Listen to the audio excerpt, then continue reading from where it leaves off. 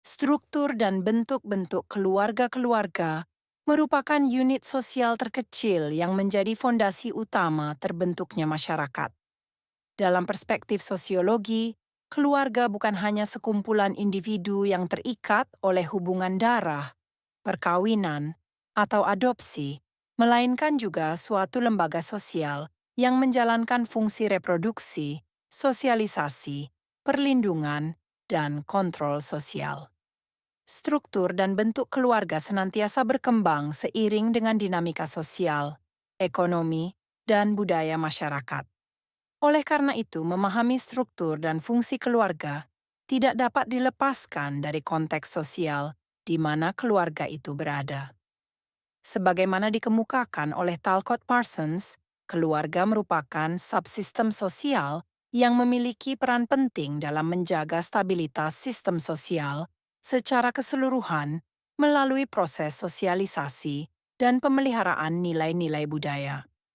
Dalam masyarakat modern, perubahan sosial seperti urbanisasi, industrialisasi, globalisasi, dan perkembangan teknologi digital turut memengaruhi bentuk serta fungsi keluarga. Di Indonesia, perubahan nilai dan peran gender, meningkatnya tingkat pendidikan, serta mobilitas kerja turut mendorong transformasi dalam struktur keluarga. Oleh karena itu, pembelajaran tentang struktur, bentuk, dan fungsi keluarga tidak hanya relevan untuk memahami institusi keluarga itu sendiri, tetapi juga untuk melihat bagaimana keluarga berkontribusi terhadap kehidupan sosial yang lebih luas. Struktur keluarga. Struktur keluarga mengacu pada susunan peran, hubungan, dan pola interaksi antar anggota keluarga.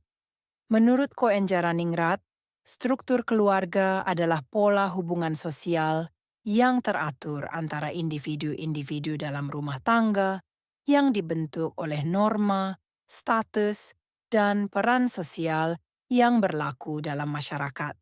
Dalam struktur keluarga, terdapat peran ayah, ibu, anak, dan anggota lain yang saling terhubung dalam sistem yang relatif stabil. George Peter Murdoch mendefinisikan keluarga sebagai a social group characterized by common residence, economic cooperation, and reproduction. Artinya, keluarga terdiri atas individu-individu yang hidup bersama, bekerja sama secara ekonomi, dan melakukan reproduksi sosial maupun biologis. Dalam struktur tersebut, setiap anggota memiliki posisi dan tanggung jawab yang berbeda, namun saling melengkapi. Secara umum, struktur keluarga dapat dibedakan berdasarkan beberapa aspek utama, yaitu 1. Struktur kekuasaan dan otoritas yang menentukan siapa yang memiliki pengaruh atau kendali dalam pengambilan keputusan keluarga. 2. Struktur peran, yaitu pembagian tanggung jawab berdasarkan jenis kelamin, usia, dan status sosial. 3. Struktur hubungan sosial, yaitu bentuk interaksi dan komunikasi antar anggota keluarga. 4.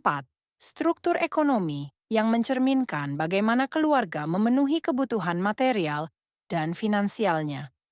Dalam konteks Indonesia, struktur keluarga sering kali dipengaruhi oleh sistem budaya dan adat.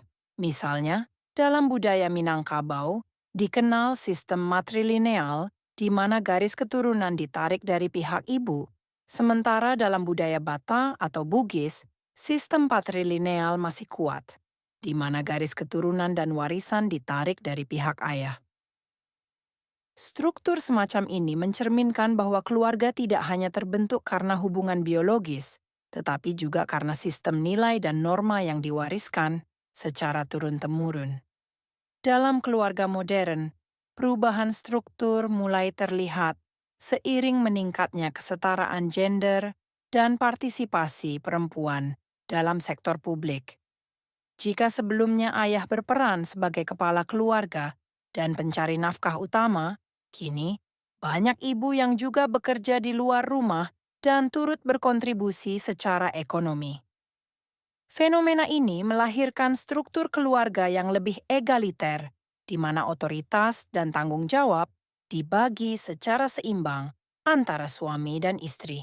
Sebagai contoh konkret, dalam keluarga urban di Jakarta, banyak pasangan muda yang menerapkan model pengasuhan berbasis kesetaraan. Ayah tidak hanya berperan sebagai pencari nafkah, tetapi juga ikut aktif mengurus anak, menyiapkan makanan, atau membantu pekerjaan rumah tangga. Hal ini menunjukkan adanya pergeseran nilai dalam struktur keluarga yang semakin menekankan pada prinsip kerjasama dan kesetaraan peran. Bentuk-bentuk keluarga. Bentuk keluarga dalam kajian sosiologi dapat dibedakan berdasarkan ukuran, hubungan kekerabatan, maupun tempat tinggal. William J. Good mengelompokkan bentuk keluarga menjadi dua tipe utama: keluarga inti, nuclear family, dan keluarga luas, extended family. A. Keluarga inti, nuclear family. Keluarga inti terdiri atas ayah, ibu, dan anak-anak yang tinggal dalam satu rumah tangga. Bentuk keluarga ini banyak ditemukan dalam masyarakat industri atau urban modern, di mana mobilitas sosial tinggi dan individu lebih menekankan pada kemandirian. Menurut Parsons dan Bales, keluarga inti cocok dengan struktur masyarakat modern karena memungkinkan spesialisasi peran dan efisiensi ekonomi yang lebih baik. Contoh nyata dari keluarga inti dapat ditemukan di kota-kota besar seperti Jakarta, Surabaya, atau Bandung, di mana pasangan muda memilih hidup terpisah dari orang tua karena tuntutan pekerjaan dan kemandirian finansial. Pola komunikasi dalam keluarga ini cenderung lebih egaliter dan demokratis, dengan keputusan yang diambil melalui diskusi bersama antara suami dan istri. B. Keluarga luas, extended family. Keluarga luas mencakup keluarga inti beserta anggota keluarga lain seperti kakek, nenek, paman, bibi, atau sepupu yang tinggal bersama atau memiliki hubungan sosial ekonomi yang erat. Bentuk ini umum di masyarakat tradisional atau pedesaan, di mana solidaritas sosial dan gotong royong menjadi nilai utama. Bronislaw Malinowski menegaskan bahwa keluarga luas memiliki fungsi integratif yang kuat, yaitu memperkuat jaringan sosial dan memelihara kesejahteraan kolektif. Sebagai contoh, dalam masyarakat pedesaan di Sulawesi Selatan atau Jawa Tengah, anak-anak sering diasuh oleh kakek nenek ketika orang tua bekerja di luar kota. Sistem ini dikenal dengan istilah kinship-based care, yang memperlihatkan bagaimana tanggung jawab pengasuhan dibagi antar anggota keluarga besar. C. Keluarga matrilineal dan patrilineal. Bentuk keluarga juga dapat dilihat dari sistem keturunan yang berlaku.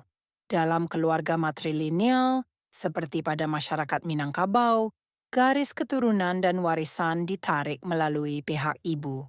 Sementara dalam keluarga patrilineal, seperti pada masyarakat Batak atau Bugis, garis keturunan ditarik melalui pihak ayah. Selain itu, terdapat juga sistem bilateral, di mana keturunan diakui dari kedua belah pihak, seperti yang banyak dianut oleh masyarakat urban di Indonesia saat ini. D. Keluarga monogami dan poligami. Berdasarkan bentuk perkawinan, keluarga dapat dibedakan menjadi monogami, satu suami satu istri, dan poligami, satu suami dengan beberapa istri atau sebaliknya.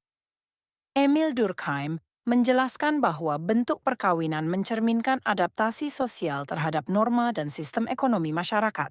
Dalam konteks Indonesia, Undang-Undang Nomor 1 Tahun 1974 tentang perkawinan menegaskan bahwa prinsip perkawinan adalah monogami, namun agama tertentu masih memperbolehkan poligami dengan syarat tertentu. E. Keluarga berdasarkan tempat tinggal, patrilokal, matrilokal, neolokal. Selain itu, bentuk keluarga juga dibedakan berdasarkan tempat tinggal setelah menikah. Patrilokal berarti pasangan tinggal bersama keluarga suami, matrilokal berarti tinggal bersama keluarga istri, sedangkan neolokal berarti pasangan membentuk rumah tangga baru yang terpisah dari kedua keluarga. Bentuk neolokal banyak dijumpai di kota-kota besar karena meningkatnya mobilitas dan urbanisasi. Dalam era globalisasi, muncul pula bentuk keluarga baru seperti single parent family, keluarga orang tua tunggal, child-free family, dan blended family, keluarga hasil pernikahan ulang. Fenomena ini menunjukkan bahwa keluarga sebagai institusi sosial bersifat dinamis dan terus beradaptasi terhadap perubahan sosial.